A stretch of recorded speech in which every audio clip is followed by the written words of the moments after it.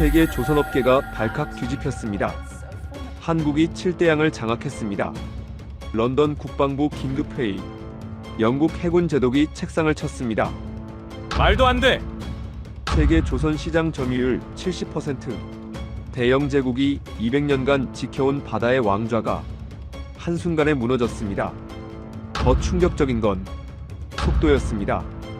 영국이 24개월 걸릴 배를 한국은 14개월 만에 완성했습니다.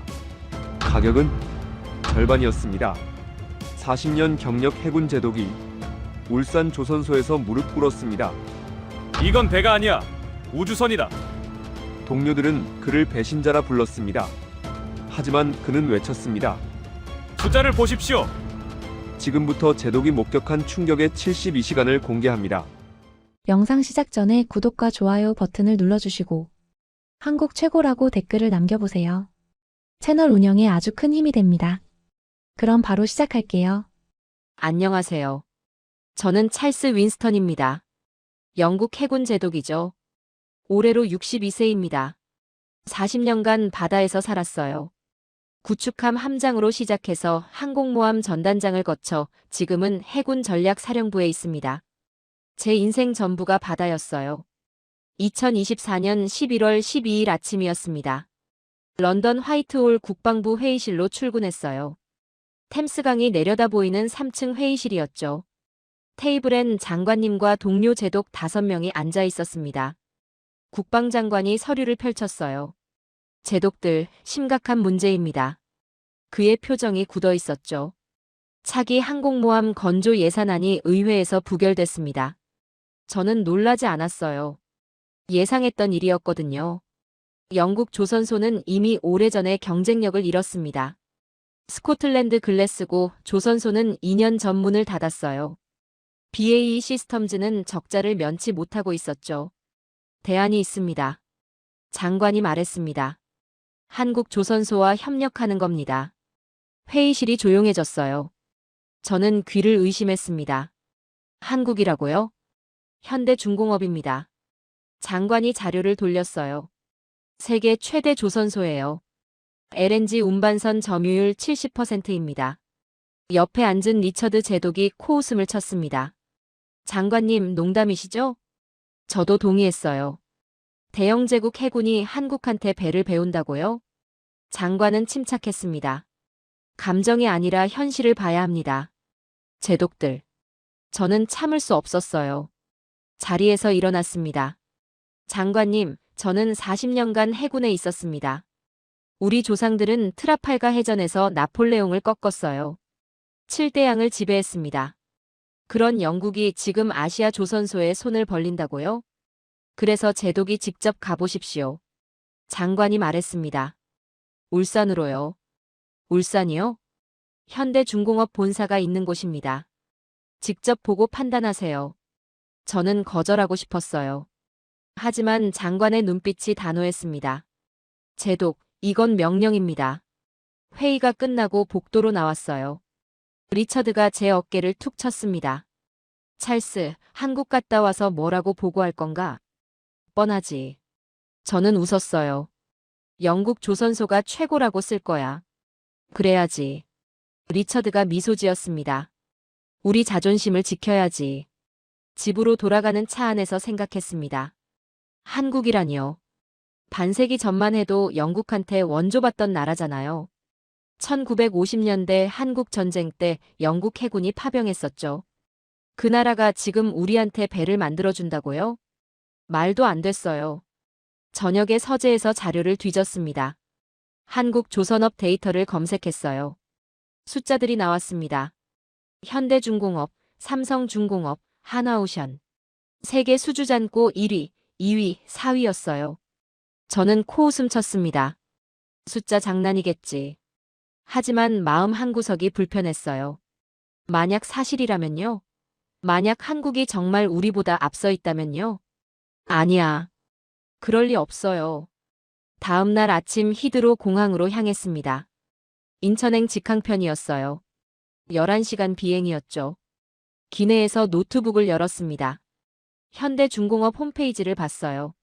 사진들이 나왔습니다. 거대한 크레인들, 도크에 떠 있는 배들, 깨끗한 공장 내부. 저는 고개를 저었습니다. 홍보용 사진이겠지. 옆 좌석 승객이 말을 걸어왔어요.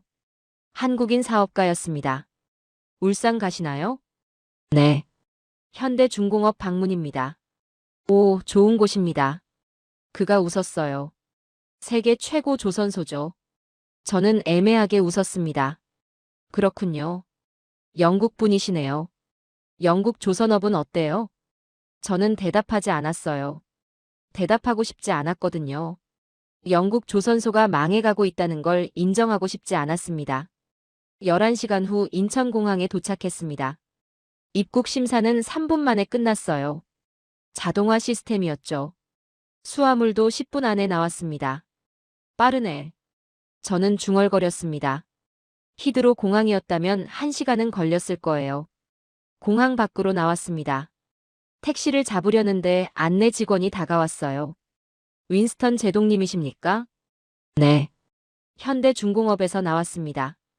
이쪽으로 오시죠. 그들은 차량을 준비해뒀어요. 검은색 제네시스였습니다. 처음 보는 브랜드였죠. 서울역까지 모셔드리겠습니다. 기사가 말했습니다. 차는 부드러웠어요. 실내도 조용했죠. 창밖으로 서울 야경이 보였습니다. 고층 빌딩들이 불을 밝히고 있었어요. 서울역에 도착했습니다. 기사가 KTX 표를 건넸어요. 울산까지 2시간 10분입니다. 플랫폼으로 들어갔습니다. KTX가 서 있었어요. 흰색과 파란색 열차였죠. 깨끗했습니다. 열차에 올랐어요. 좌석은 넓고 편안했습니다. 정시에 출발했죠. 속도가 붙기 시작했습니다. 창밖 풍경이 빠르게 지나갔어요. 시속 300km였습니다. 영국 기차는 시속 200km도 안 되는데요. 저는 창밖을 보며 생각했습니다. 공항도 빠르고 차도 좋고 기차도 빨라요. 인프라가 잘 되어 있었습니다. 하지만 배는 다를 거예요. 배는 우리가 200년간 만들어 온 거니까요. 2시간 10분 후 울산역에 도착했습니다. 또 다른 직원이 기다리고 있었어요. 제동님, 호텔로 모셔드리겠습니다. 호텔은 깨끗했습니다. 체크인하고 방으로 들어갔어요. 창문을 열었죠. 밤 10시였는데도 멀리 불빛이 보였습니다. 조명이 환하게 켜진 곳이었어요. 저게 뭐지? 저는 중얼거렸습니다. 프런트에 전화했어요. 창밖에 보이는 불빛이 뭡니까? 현대중공업 조선소입니다. 밤 10시인데도 불이 켜져 있나요? 24시간 작업합니다. 전화를 끊었습니다. 다시 창밖을 봤어요. 크레인들이 움직이고 있었습니다. 밤인데도요. 저는 침대에 앉았습니다. 핸드폰을 꺼내 리처드에게 문자를 보냈어요. 내일 조선소 간다. 뭐가 나올지 보자고. 답장이 왔습니다. 과장된 쇼일 거야. 속지 마. 저는 웃었습니다. 그러게. 속을 내가 아니지. 불을 껐습니다. 하지만 잠이 오지 않았어요. 창밖 조선소 불빛이 계속 신경 쓰였습니다. 밤샘 작업이라니요. 정말일까요? 내일 보면 알겠죠. 다음 날 아침 7시에 일어났습니다. 샤워하고 정장을 입었어요. 거울을 보니 피곤한 얼굴이었습니다. 잠을 설쳤거든요. 로비로 내려갔습니다. 현대중공업 직원이 기다리고 있었어요. 40대 중반쯤 돼 보이는 남자였습니다. 제동님, 안녕하십니까? 저는 김태훈입니다. 기술전략본부 부장입니다. 악수를 나눴어요. 그의 악수는 단단했습니다. 오늘 일정을 설명드리겠습니다. 김 부장이 태블릿을 꺼냈어요. 오전엔 스마트 조선소를 둘러보시고 오후엔 건조 중인 LNG 운반선을 보실 겁니다. LNG 운반선이요? 네. 17만 4천 세제곱미터급입니다. 현재 세계 최대 규모죠. 차에 올랐습니다. 김 부장이 운전했어요. 호텔에서 조선소까지는 20분 거리였습니다. 차창 밖으로 울산 시내가 보였어요. 깨끗한 도로, 정비된 가로수, 질서정연한 신호등. 영국 도시들과는 느낌이 달랐습니다. 울산은 산업도시입니다. 김 부장이 설명했어요. 현대중공업, SK에너지, 현대자동차 공장이 다 여기 있죠. 공업도시치고 깨끗하네요. 환경관리를 철저히 합니다. 김 부장이 웃었어요. 조선소 정문에 도착했습니다.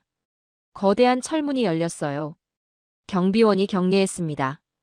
안으로 들어가자 풍경이 바뀌었습니다.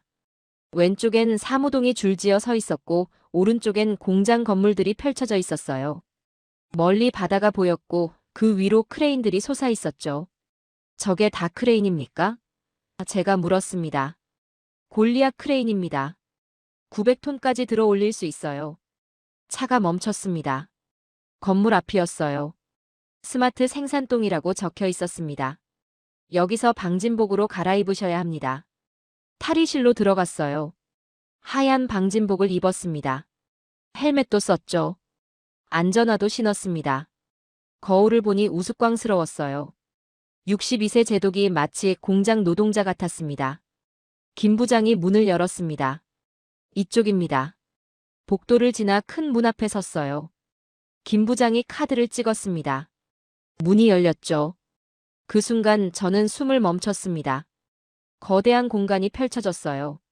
천장까지 10m는 좋게 돼 보였습니다. 바닥엔 선체 블록들이 놓여 있었고 그 위로 로봇 팔들이 움직이고 있었어요. 저게 뭡니까? 제가 물었습니다.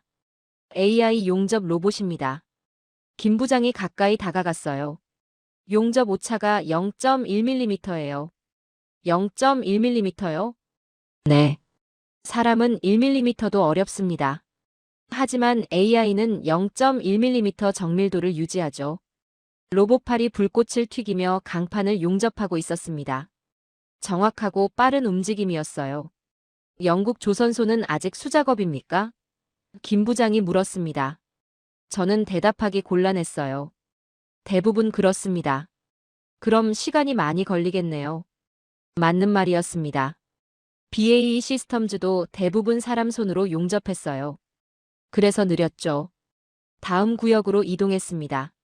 더 큰 공간이었어요. 거대한 강철 블록들이 줄지어 서 있었습니다. 블록 조립 구역입니다. 김 부장이 설명했어요. 저기 보이는 블록이 1000톤입니다. 1000톤이요? 네. 저걸 크레인으로 들어올려서 배에 조립합니다. 천장에 매달린 크레인이 움직였습니다. 블록을 천천히 들어올렸어요. 1000톤짜리 철덩어리가 공중에 떠 있었습니다. 저런 블록이 몇 개나 들어갑니까? LNG 운반선 한 척에 약 300개입니다. 300개요? 네, 그걸 14개월 안에 조립합니다. 저는 계산을 해봤어요. 300개를 14개월이면 하루에 1개 꼴이었습니다. 불가능한데요. 가능합니다.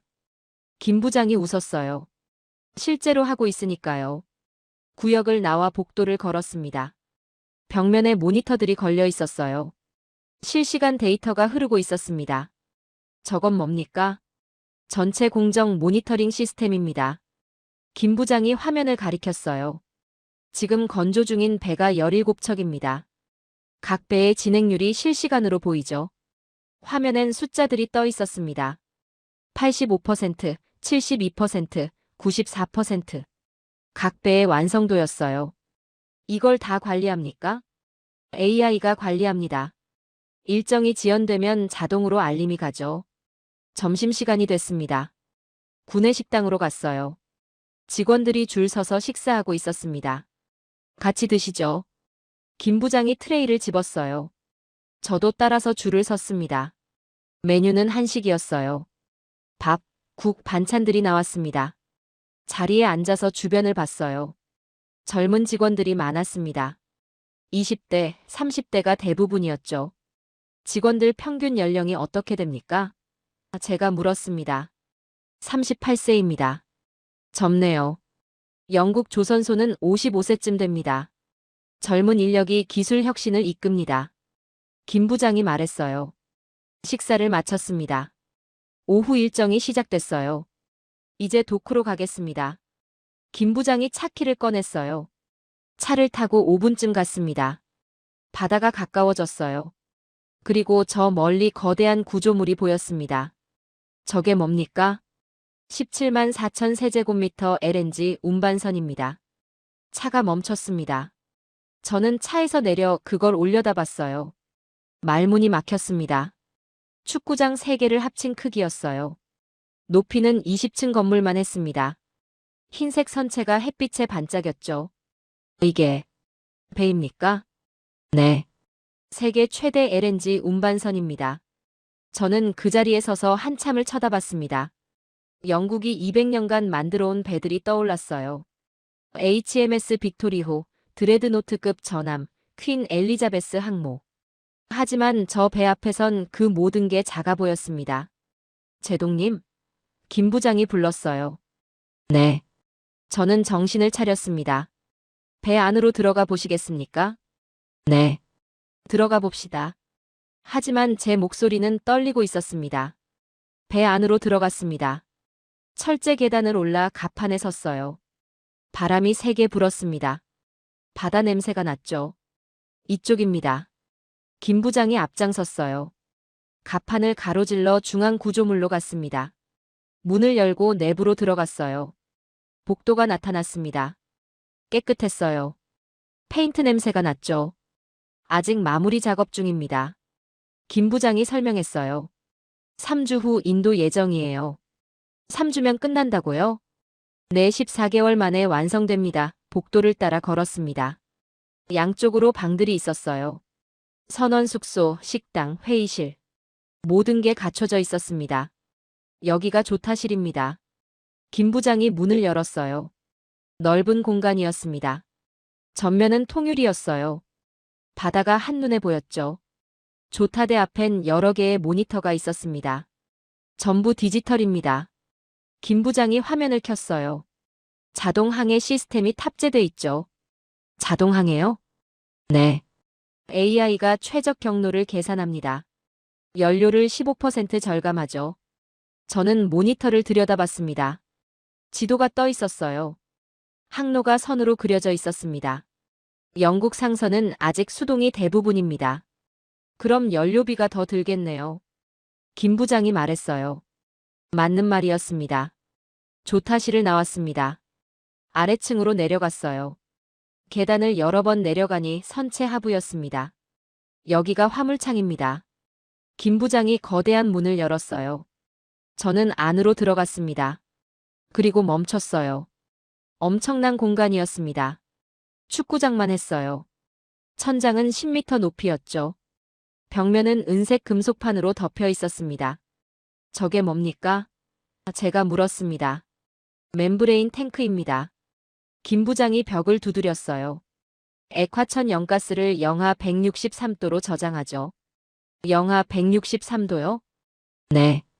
천 영가스는 상온에선 기체입니다. 하지만 영하 163도로 냉각하면 액체가 되죠. 부피가 600분의 1로 줄어요. 그럼 이 온도를 계속 유지해야 한다는 겁니까? 맞습니다. 그래서 단열이 중요해요. 김 부장이 벽을 가리켰어요. 이 멤브레인 기술은 세계에서 한국만 완벽하게 구현합니다. 일본도 못합니까? 일본은 모스 타입을 씁니다. 저희는 멤브레인 타입이죠. 더 효율적입니다. 저는 벽에 손을 댔습니다. 차가웠어요. 정밀한 느낌이었죠. 입에 한 척 가격이 얼마입니까? 2억 달러입니다. 2억 달러요? 저는 놀랐어요. 영국에서 만들면 4억은 들 텐데요. 그래서 주문이 몰립니다. 김 부장이 웃었어요. 품질은 같은데 가격은 절반이니까요. 화물창을 나왔습니다. 다시 갑판으로 올라갔어요. 햇빛이 눈부셨습니다. 저는 난간에 기대어 바다를 봤어요. 파도가 일렁였습니다. 갈매기가 울고 있었죠. 제동님. 김 부장이 옆에 섰어요. 궁금한 게 있습니다. 뭡니까? 영국 해군은 왜 조선업을 포기했습니까? 저는 대답하지 못했어요. 할 말이 없었거든요. 포기한 게 아닙니다. 저는 천천히 말했어요. 시대가 바뀐 겁니다. 시대요? 제조업이 아시아로 넘어갔죠. 인건비가 싸니까요. 그것만은 아닙니다. 김 부장이 말했어요. 기술도 넘어왔어요. 저는 글을 봤습니다. 1970년대엔 영국이 최고였습니다. 김 부장이 계속 말했어요. 하지만 투자를 멈췄죠. 반면 한국은 투자했습니다. 50년간요. 그 결과가 지금입니다. 저는 아무 말도 하지 못했어요. 배에서 내렸습니다. 차를 타고 조선소를 나왔어요. 호텔로 돌아가는 길이었습니다. 차창 밖으로 울산 시내가 지나갔어요. 저녁 노을이 지고 있었습니다. 내일은 어디로 갑니까? 제가 물었습니다. 거제도입니다. 김 부장이 대답했어요. 하나오션을 방문하실 겁니다. 하나오션이요? 전투함을 만드는 곳입니다. 제 귀가 번쩍 뛰었어요. 전투함이요? 네. 필리핀 해군 호위함을 건조 중입니다. 한국이 전투함을 수출한다고요? 네. 폴란드에도 수출했고 페루와도 협상 중입니다. 저는 할 말을 잃었어요. 전투함은 다르다고 생각했습니다. 상선은 물건 나르는 배지만 전투함은 나라를 지키는 무기잖아요. 기술 수준이 다른 겁니다.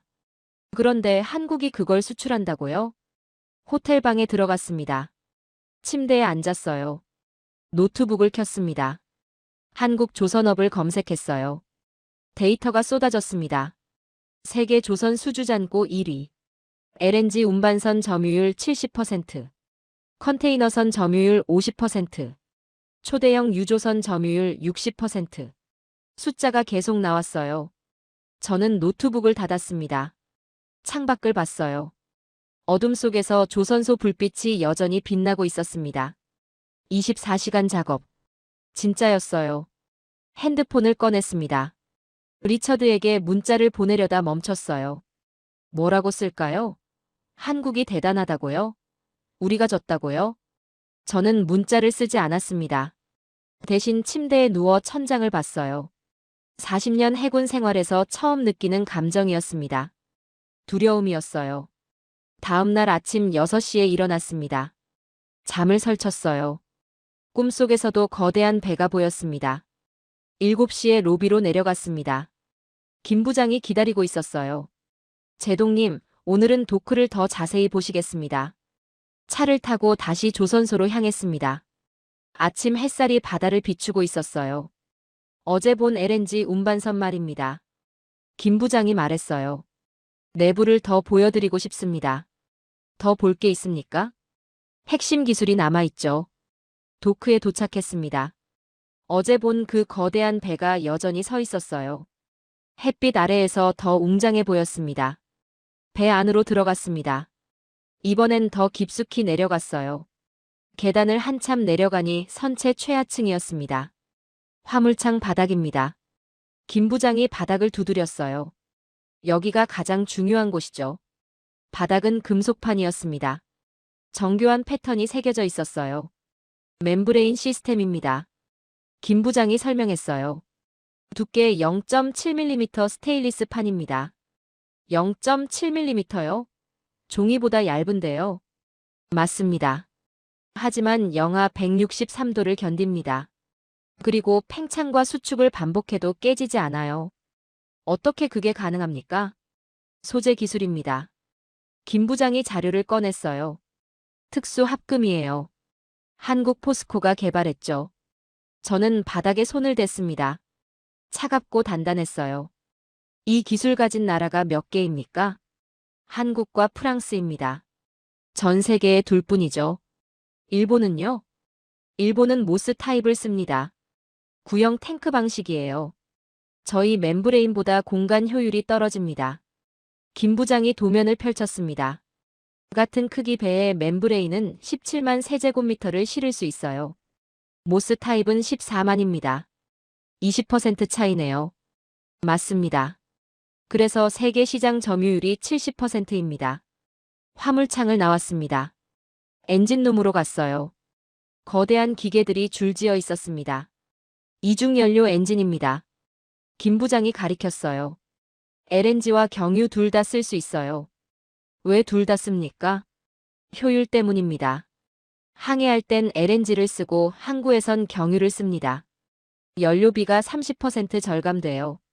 저는 엔진을 들여다봤습니다. 복잡한 배관들이 얽혀 있었어요. 영국 선박은 단일 연료입니다. 그럼 비효율적이겠네요. 김 부장이 말했어요. 맞는 말이었습니다. 배에서 내렸습니다. 도크 옆 건물로 갔어요. 품질관리센터라고 적혀 있었습니다. 안으로 들어가니 실험실 같았어요. 여러 장비들이 놓여 있었습니다. 용접 테스트입니다. 연구원이 금속 샘플을 보여줬어요. 모든 용접부를 검사합니다. 어떻게 검사합니까? 엑스레이 촬영입니다. 그가 기계를 가리켰어요. 내부 결함을 찾아냅니다. 0.1mm 균열도 발견하죠. 화면을 봤습니다. 용접부 내부가 선명하게 보였어요. 불량률은 얼마입니까? 0.01%입니다. 거의 제로네요. 선박은 안전이 최우선입니다. 연구원이 말했어요. 점심시간이 됐습니다. 구내식당으로 갔어요. 식사하면서 김 부장이 물었습니다. 제동님, 솔직히 어떻습니까? 뭐가요? 저희 조선소가요. 저는 잠시 침묵했습니다. 예상보다 훨씬 앞서 있습니다. 기대 안 하셨죠? 김 부장이 웃었어요. 솔직히 그렇습니다. 저는 인정했어요. 한국을 과소평가했어요. 영국 분들이 다 그렇습니다. 김 부장이 말했어요. 과거의 영광에 머물러 있죠. 우리가 틀렸습니다. 제가 말했어요. 김 부장이 고개를 끄덕였습니다. 식사를 마치고 밖으로 나왔습니다. 바다가 보였어요. 파도가 잔잔했습니다. 내일은 부산입니다. 김 부장이 말했어요. 부산 신항을 보시고 인천공항으로 가실 겁니다. 마지막 날이군요. 네. 그동안 본 것들 정리하실 시간이 필요하실 겁니다. 저는 바다를 바라봤습니다. 이틀 동안 본 것들이 머릿속을 맴돌았어요. 멤브레인 기술, 이중연료 엔진, 0.01% 불량률. 모든 게 완벽했습니다. 영국은 어디서 잘못된 걸까요? 투자를 멈춘 순간부터였습니다. 핸드폰을 꺼냈습니다. 런던에 보고해야 했어요. 하지만 뭐라고 쓸까요? 한국이 우리를 넘어섰다고요? 동료 제독들이 믿을까요? 손가락이 떨렸습니다. 저는 문자를 쓰지 않았습니다. 대신 내일을 기다렸어요. 마지막 날이 남아 있었습니다. 셋째 날 아침이었습니다. 오늘은 부산으로 가는 날이었어요. 김 부장과 함께 차를 탔습니다. 부산 신항까지 1시간 30분입니다. 김 부장이 말했어요. 고속도로를 달렸습니다. 차창 밖으로 바다가 보였어요. 맑은 날씨였죠. 부산 신항은 세계 7위 컨테이너 항만입니다. 김 부장이 설명했어요. 24시간 무정지 운영이죠. 24시간이요? 네. 완전 자동화 시스템입니다. 1시간 후 거대한 항만이 나타났습니다. 컨테이너들이 산처럼 쌓여 있었어요. 크레인들이 끝없이 줄지어 있었습니다. 부산신항 관리동에 도착했습니다. 박성훈 팀장이 우리를 맞았어요. 제동님 환영합니다. 악수를 나눴습니다. 회의실로 들어갔어요. 먼저 영상부터 보시죠. 박 팀장이 프로젝터를 켰습니다. 화면에 항만 전경이 떴어요. 위에서 내려다본 모습이었습니다. 엄청난 규모였죠. 부산신항은 2006년에 개장했습니다. 박 팀장이 설명했어요. 현재 30개 선석이 운영 중입니다. 연간 2,400만 TEU를 처리하죠.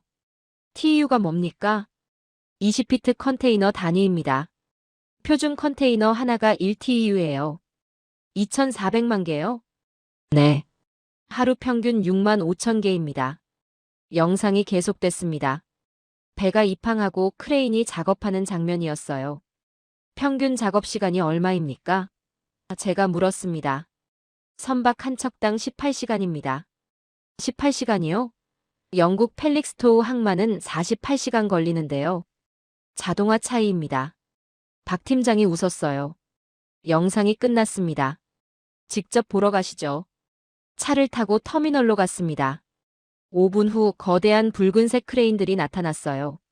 높이가 70m는 돼 보였습니다. 차에서 내렸습니다.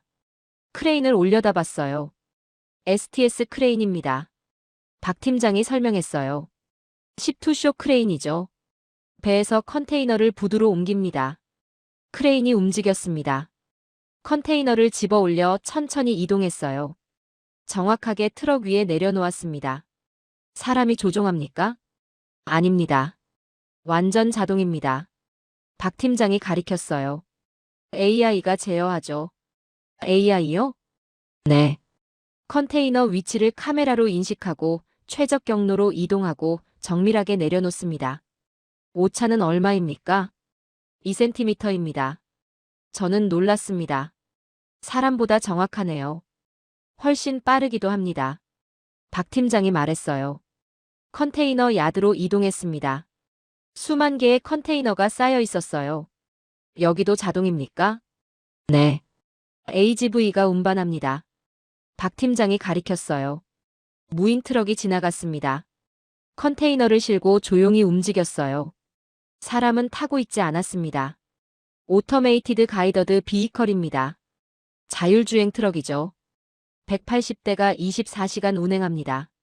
충돌 사고는 없습니까? 센서가 360도 감지합니다. 장애물이 있으면 자동으로 멈춰요.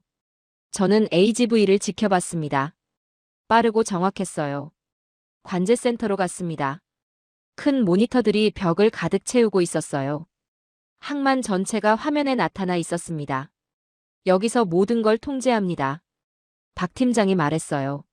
선박 입출항, 크레인 작업, AGV 이동, 컨테이너 위치까지요. 화면엔 숫자들이 실시간으로 바뀌고 있었습니다. 직원이 몇 명입니까? 교대조 포함해서 20명입니다. 20명이요? 이 큰 항만을요? AI가 대부분 처리합니다. 사람은 모니터링만 하죠. 저는 화면을 봤습니다. 배들이 들어오고 크레인들이 움직이고 트럭들이 달렸어요. 모든 게 동시에 진행되고 있었습니다. 영국 항만은 노조 파업이 잦습니다. 제가 말했어요. 자동화하면 파업이 없습니다. 박 팀장이 말했어요. 점심시간이 됐습니다. 항만 식당으로 갔어요. 식사하면서 박 팀장이 물었습니다. 제동님, 영국 항만과 비교하면 어떻습니까? 비교가 안 됩니다. 저는 솔직하게 말했어요. 영국은 아직 수작업이 많아요. 업그레이드 계획은요?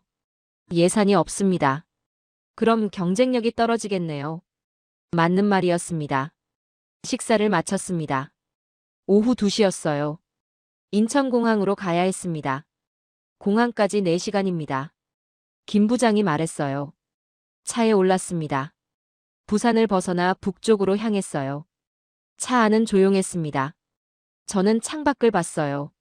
3일간 본 것들이 머릿속을 맴돌았습니다. 울산의 거대한 조선소, LNG 운반선, 자동화 항만. 모든 게 영국을 앞서 있었어요. 제동님. 김 부장이 말을 꺼냈어요. 네. 솔직한 감상이 궁금합니다. 저는 한참 침묵했습니다. 충격적이었습니다. 어떤 점이요? 모든 점입니다. 기술, 속도, 효율, 품질. 전부요. 영국과 비교하면요? 우리가 졌습니다.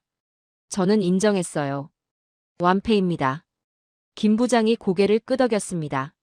런던 가시면 어떻게 보고하시겠습니까? 저는 대답하지 못했습니다. 차는 계속 달렸습니다. 해가 서쪽으로 기울고 있었어요. 4시간 후 인천공항에 도착했습니다. 김 부장이 터미널 입구에서 멈췄어요. 제동님, 좋은 여행이었습니다. 악수를 나눴습니다. 감사했습니다. 많이 배웠어요. 한 가지만 기억해 주세요. 김 부장이 말했어요. 뭡니까? 저희는 영국을 이기려고 한 게 아닙니다. 그냥 최선을 다했을 뿐입니다. 그 말이 가슴에 박혔습니다.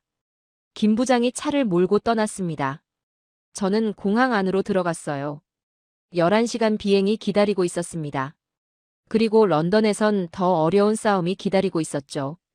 런던 히드로 공항에 도착했습니다. 11시간 비행이었어요. 피곤했지만 잠이 오지 않았습니다. 입국 심사를 마치고 밖으로 나왔어요. 런던의 차가운 공기가 얼굴을 스쳤습니다. 11월이었죠. 택시를 탔습니다.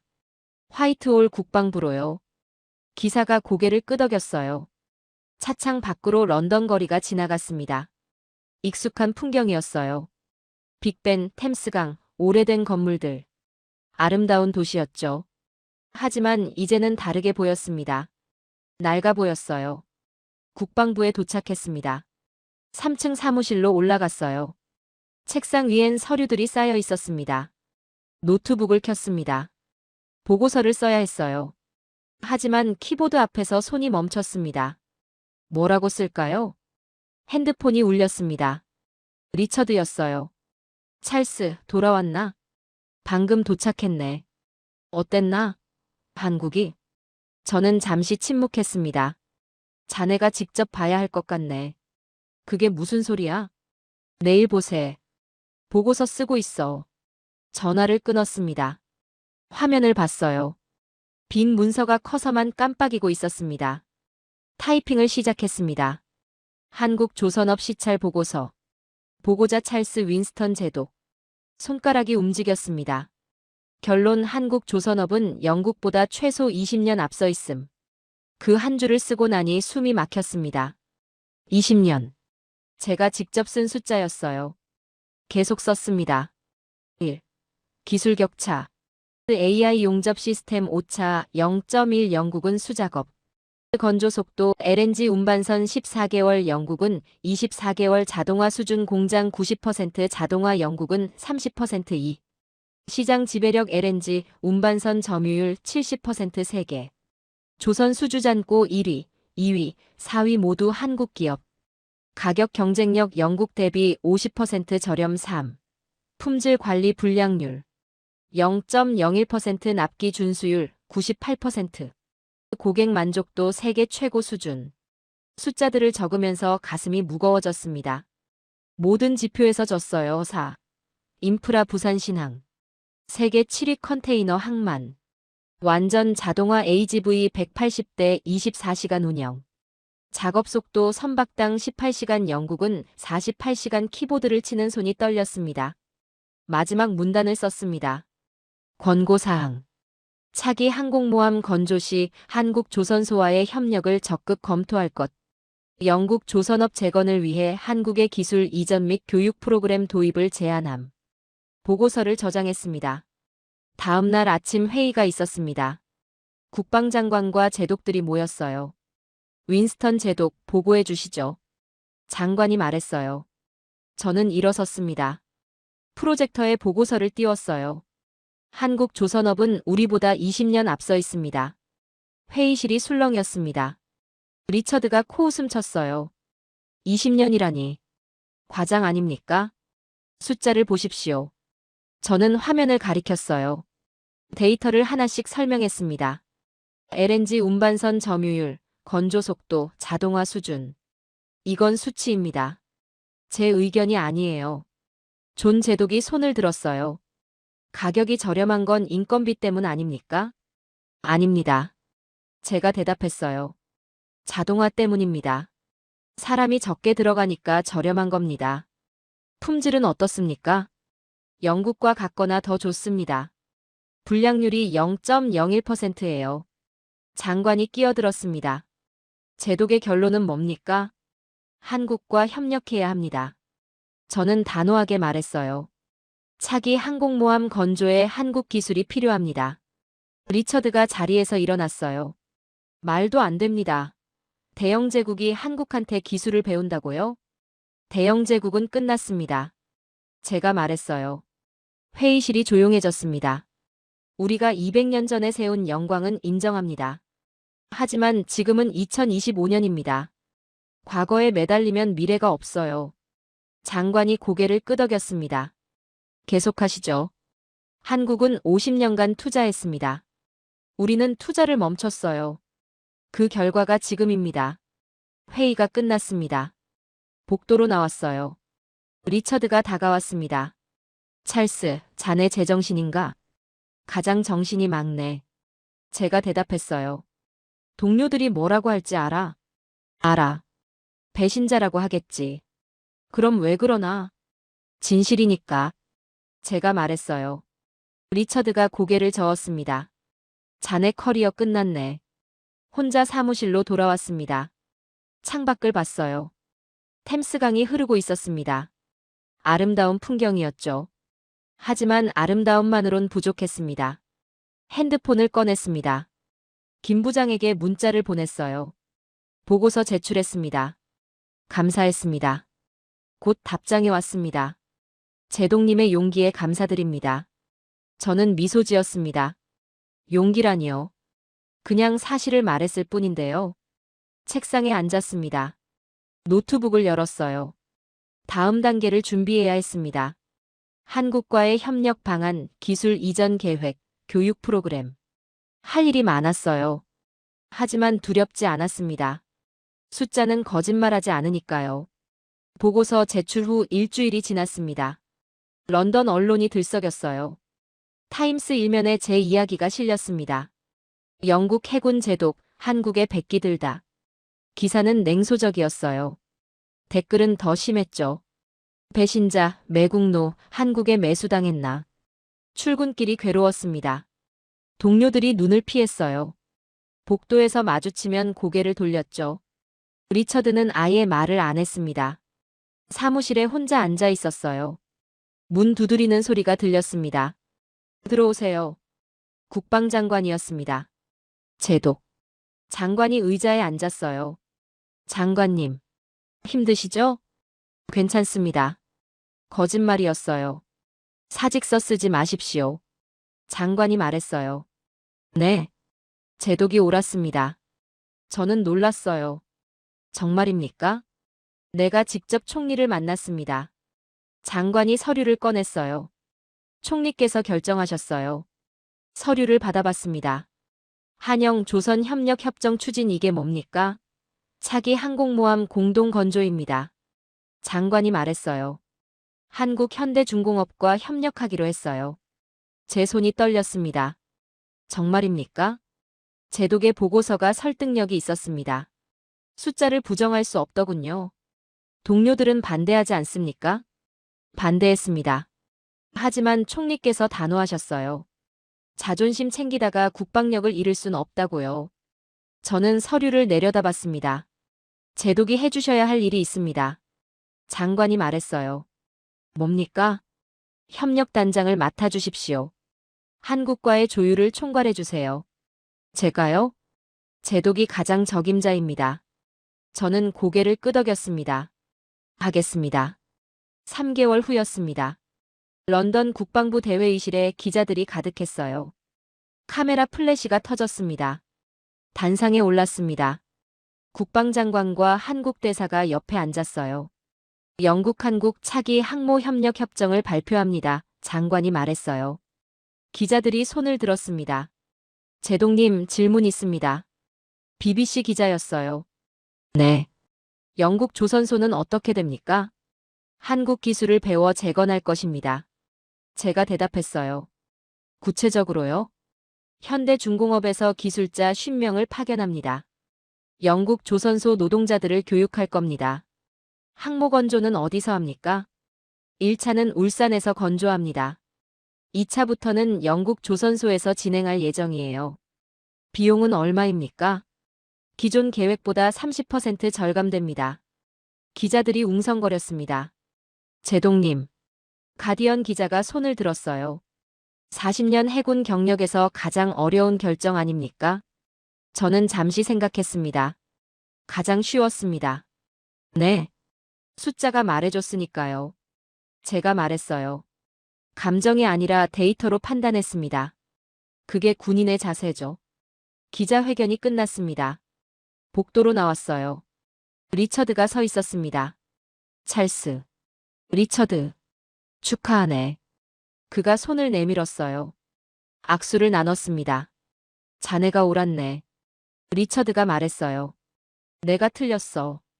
고맙네. 한 가지만 물어보세. 리처드가 말했어요. 후회 안 하나?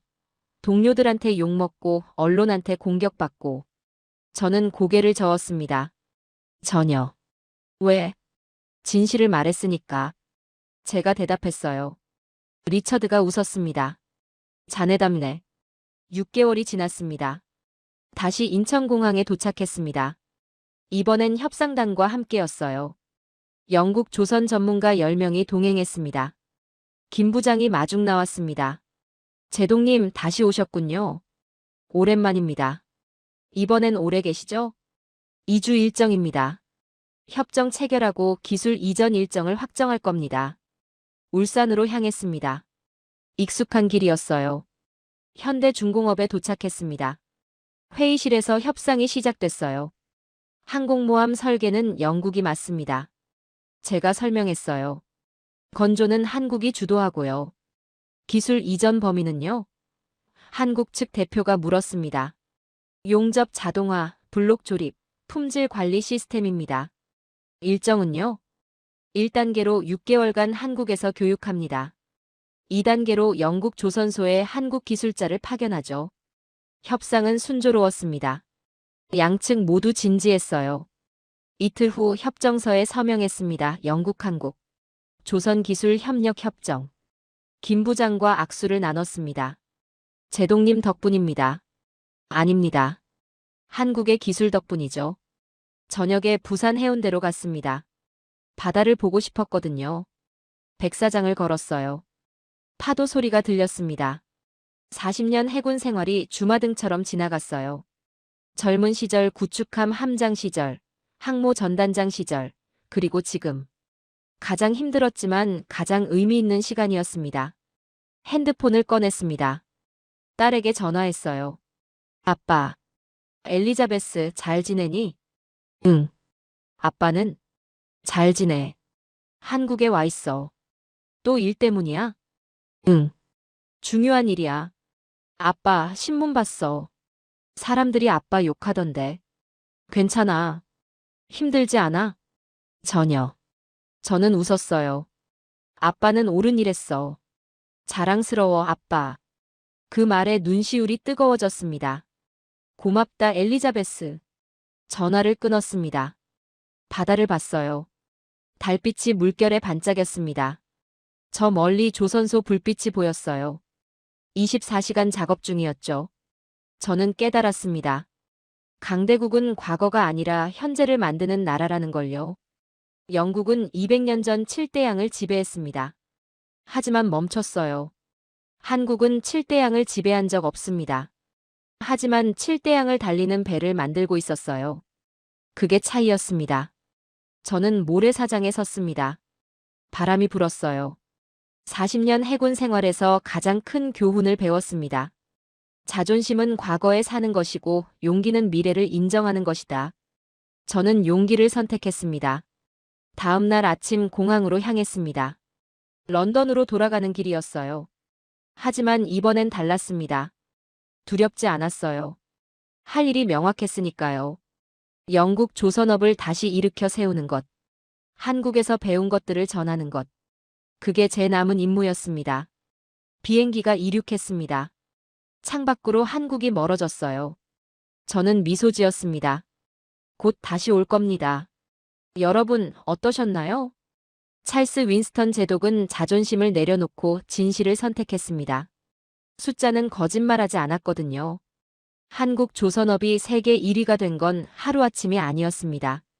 50년간의 투자와 땀이 만든 결과였죠. 과거의 영광보다 현재의 노력이 더 강합니다. 이 이야기가 도움이 되셨다면 좋아요와 구독 부탁드립니다. 여러분의 작은 관심이 큰 힘이 됩니다.